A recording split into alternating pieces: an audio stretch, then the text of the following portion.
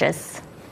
He has obviously a clear idea how he wants to set it up. You can see that brought in new players, use them. I always said it's incredible how strong they are up front with all the players they have. Now Eduard came in, scored twice. Obviously had anyway quite a decent goal scoring record. For us, it was an okay start so far with some good football. The boys showed that's important, but that's how I said. If you want to be up there with and around or in the middle or around the really the top spot, then you have to. We cannot waste any points. Pretty much, that's how it is nowadays in the Premier League. Of course, going to Anfield is going to be really challenging. There is no fear. There is just excitement for us to play against one of the best sides in Europe. We know it's going to be challenging. It's going to be difficult, but we're really looking forward to the game because we want to challenge ourselves against those teams. Well, Liverpool are on the longest unbeaten run in the Premier League. In fact, the longest unbeaten run in the top 4 divisions of English football. And it almost feels a bit like they're going a bit under the radar as title challengers, Tim. Would you say so? I think they'll be there or thereabouts, or always have. I think when you get Van Dijk back in, Gomez is back as well. All the injuries, what they had last year, seems to be mended. You know, Henderson's playing his part now, scored in the Champions League in midweek. For me, they'll be there or thereabouts. Mo Salah don't look like he's stopping them numbers anytime soon. Looks like Jota's outstanding. Firmino's missing at the moment. But they've got so many to choose from. They've got world-class players. They've got Thiago who comes in there and keeps the ball. When they play teams like Leeds, they just ping the ball. Harvey Elliott got injured, which is a big disappointment for the boy, not only for him, but for Liverpool Football Club, because he was outstanding. No, I think they'll be there or thereabouts. I think this is a game they will take 3 points from anyway. They just look so calm. There's a real calmness about them this season. They look very comfortable. How much of that is down to having that man, Virgil van Dijk, back in the side? Well, that's it. Obviously, he leads by example in his own performances, but you just see the other players around him. They just love having him about. You know, he's obviously. I know he's one of the good guys there as well. So gets on well with everyone. You can just see that everyone's so comfortable. And for me, you know, I think they're going to be a real force, and I think they'll be enjoying the fact that everyone's talking about, you know, United, Chelsea, City, and they're probably just thinking, okay, you carry on, and we just keep winning our football matches and see where it takes them. That is how it feels, isn't it, Miguel? Everyone's sort of been talking about Chelsea with the addition of Lukaku, Ronaldo going to Manchester United, and of course Manchester City as the 3 favourites. Will Liverpool enjoy almost not being in that bracket? Yeah, I know Liverpool's lack of a kind of a star signing has been a little bit of a debate around the club. Maybe that's one of its benefits. Everyone's concentrating on Grealish at City, Ronaldo United, Chelsea, Lukaku, whereas Liverpool, as you say, they're going under the radar. But in actual fact, they're on a higher level than last season just because of all the players that got back. And I mean, the one issue with Liverpool is maybe slightly on strength and depth for going for. Although obviously Klopp has disproven that in the past, in kind of 2019 and 2020, and if they can avoid even kind of half the injuries they did last season, I think they'll go far. Well, last week, Glenn, Mo Salah made it to 100 Premier League goals, and he's the 5th fastest player to do that. How big an achievement is that, considering the position he plays in? And we know the game has moved on. It's not just about number 9 scoring goals now, but it's still amazing, right? Oh, it's incredible. And also credit to him, you know, because he had a spell at a big club with Chelsea earlier in his career, and it didn't go his way. So for him to still have the confidence in himself and go to another big club and make it happen, I think he deserves a lot of credit. And also for the managers that he's worked for, you know, they've clearly made him believe that he can do this. You know, he's scored goals really anywhere he's gone. But like you say, the way he plays, bringing everyone else into the game, he's not selfish at all. So to get to these numbers this quick is super impressive. 162 Premier League appearances and 100 goals. And it's all sorts of goals as well, isn't it, Tim? Amazing finisher, but look at the bottom. Look at the assists. He doesn't get the credit. You know, everyone thinks he's a selfish guy who just wants to score goals for himself. Yes, he does, but he also wants to lay them on for his teammates if they're in a better position. You're absolutely right. He gets them tap-ins in the 6-yard box, but he can burst away from the halfway line. No one catches him, and he's got that coldness in front of the goalkeeper. He just slides it past him. We've seen the one on when he comes from the outside of the right, and he cuts in on his left foot and bends things in the top corner. He's a wonderful player. And alongside him, you've got Sadio Mane, who's actually on 99 Liverpool goals. So he can make it to 100 Liverpool goals this weekend. And he has an incredible record against Crystal Palace. He scored 9 in his last 8 appearances against them. So you wouldn't bet against him reaching that 100 mark this weekend, would you? No, in fact, he might need it, just because there's been maybe a little bit slight issue with Mane lately in that he has been in absolutely top form, hasn't been kind of as free scoring as you'd think. So maybe an opposition he likes could just help release him.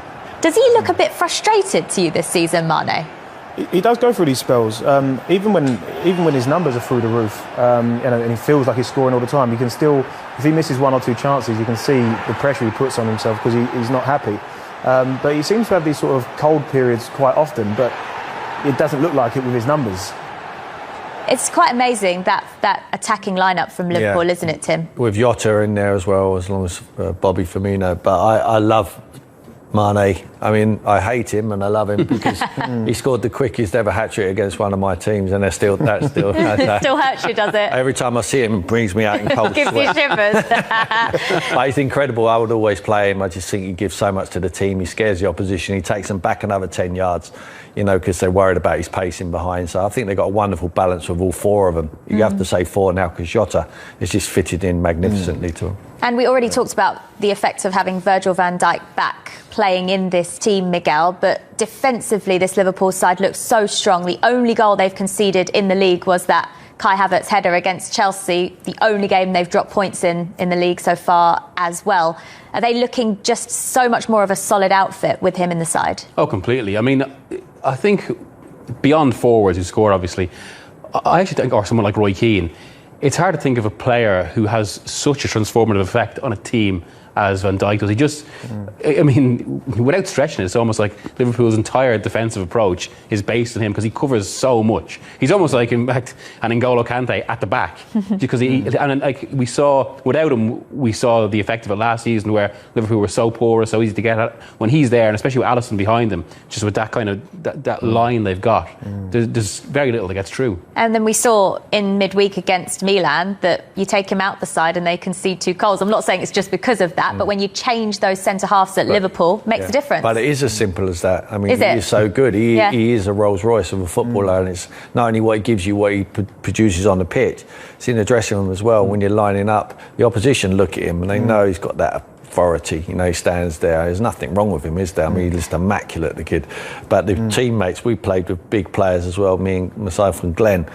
And you know, you're looking in the dressing room and you're thinking, yeah, the big man's there. We got him back, you know. And Gomez comes back into the fold as well. They've got all their players sit. There's no square pegs in round holes anymore. They can play the midfield players in there. I think there's going to be more from Thiago because he's going to get an opportunity to play with Van Dijk behind, which enables them to come higher up the field and it gets the midfield closer to the front 4, who we supply them with the ammunition, they will score the goals. So they will go deep in every competition. Just on that, I mean, it must, just the psychological effect of that alone, because ultimately with him behind you as a player, you must, like, that's any nerves about conceding gone, because you just know, just the assurance. And you can see him talking all the time. He's organising, he's pushing people around. I mean, he's got whoever plays, if it's Matip or whoever next to him, Joe Gomez, he gets them on remote control. He tells them exactly where we're going to stand and when they push in, when they drop off.